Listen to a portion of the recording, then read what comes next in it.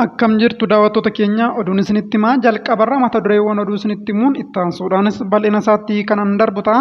Tibba darbee miidiyaan EBS dubartii maqaan ishee Burtukaan jedhamtu wal qabsiisee dookimeentarii sobaa hojjechuun isaa ni yaadatama. Erga dookimeentariin sobaa sun hojjetamee boodas hojjettoonni EBS to'annoo seeraa jala ooluudhaan himanni shororkeessummaa isaan irratti banameetu jira. Yeroo ammaa kana immoo dhaabbanni mirga gaazexeessitootaatiif falmu CPJ jedhamu ibsa baaseen mootummaan Itoophiyaa qorannoo shororkeessummaa gaazexeessitoota EBS irratti gaggeeffamaa jiru akka addaan kutu gaafate. Dhimma kana bal'isee kanan isiniif gabaasu ta'a. Haga dhumaatti na waliin tura. Oduu keenya kan biraatiin ammoo lammiileen Itoophiyaa 163 biyyoota ollaatti baqatanii akka jiranii fi lammiileen Itoophiyaa gara biyya Eertiraatti baqatan illee akka jiran UN gabaasaa keessatti ibseera. Kanas bal'isee kanan isiniif gabaasu ta'a. Akkam jirtu daawwattoota Burqaa Oduu chaanaalii kanaa chaanaalii Burqaa Oduu irratti oduu biyya keessaa fi alaa kan dhugaa ta'e guyyaa guyyaadhaan argattu. Kanaafuu chaanaalii keenya laayik, sheer, sabiskiraayib akka gootan kabajaan isin gaafacharraa gara bal'ina oduuttan darba.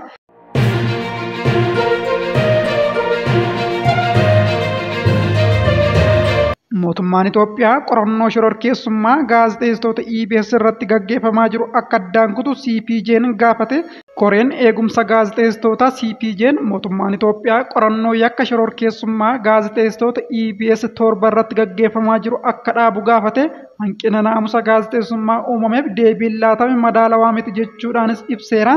Dhaabbatichi ibsa eebila 9 baaseen gaazexeessitoonni kunneen sagantaa EBS boqonnaa haaraa bitootessa 23 darbe kan Burtukaan akka waan barattuu yuunivarsiitii Dambidolloo taatee fi achitti gudeedamtee miidhamteetti dhiyaatee wal qabate gaazexeessitoonni kun hidhamuu isaanii ibsee ergasii mootummaan sagantaa kana soba uumame jechuun kuffisuu CPJ'n gabaaseera.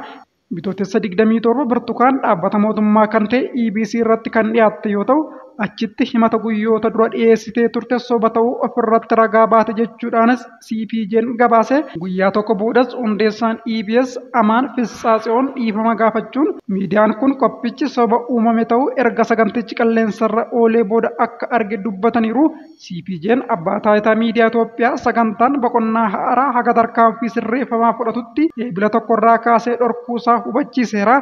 Sagantichi qilleensarraa ugguramus poolisiin akkaataa seera farra shororkeessummaa Itoophiyaatiin qorannoo itti fufee waan jiruuf Burtukaanii fi gaazexeessitoota kunneen guyyaa 14f to'annoo jala oolchuus CPJ'n ibseera. Qindeessituu sagantaa Afrikaa CPJ kan taate Mutooki Muumoo EBS irratti duraanuu tarkaanfii bulchiinsaa fudhatamuu eeruun himannaa shororkeessummaatiin gaazexeessitoota hidhuun hanqina naamusaa gaazexeessummaa uumameef deebii wal madaaluu miti jechuudhaan dubbatte. CPJ'n sanadoota mana murtii gamaggame wabeeffachuun poolisiin gaazexeessitoonni kunneen gareewwan finxaaleeyyii jedhee ibse kan naannoo Amaaraa keessatti socho'an waliin qindoomuun wal dhabdee kakaasuu heera mootummaa balaadhaaf saaxiluu fi mootummaa humnaan kuffisuuf yaalaa jiru jechuun himate. CPJ'n akka jedhetti Burtukaan maqaa yuunivarsiitii wanti kun itti mudate jedhamee hin kaasne. Haa ta'u malee namoonni saganticha hordofan dhaabbatichi yuunivarsiitii Dambidolloo kan bara 2019 keessa barattoonni saba Amaaraa itti butaman ta'uu ibsuu isaanii himeera. Garuu yuunivarsiitichi gama isaatiin Burtukaan gonkumaa barattuu koo miti jechuudhaan ibsa baase. CPJ'n akka ibsetti abukaatonni gaazexeessitoota seera farra shororkeessummaatiin osoo hin taane seera miidiyaa Itoophiyaa akkasumas labsii haasawa jibbinsaa ittisuuf tumame jalatti ilaalamuu qaba jechuun falmuu eereera. Lammiileen Itoophiyaa 163 biyyoota ollaatti baqatanii akka jiran UN ibse.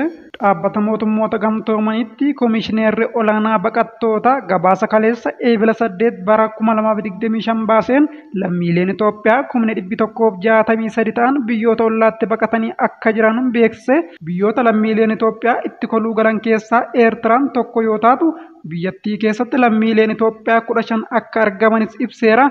Gama biraatiin immoo lakkoofsi lammiilee Eertiraa Itoophiyaatti baqachaa jiranii 179 ol akka ta'es ibsameera. Akka ragaan dhaabbata mootummoota gamtoomanii agarsiisutti biyyi baqattoota lammiilee Itoophiyaa baay'ee keessummeessite Sudaan yoo taatu lakkoofsaan lammiileen Itoophiyaa 68,895 ta'an achitti jiraachaa akka jiranis ibsameera.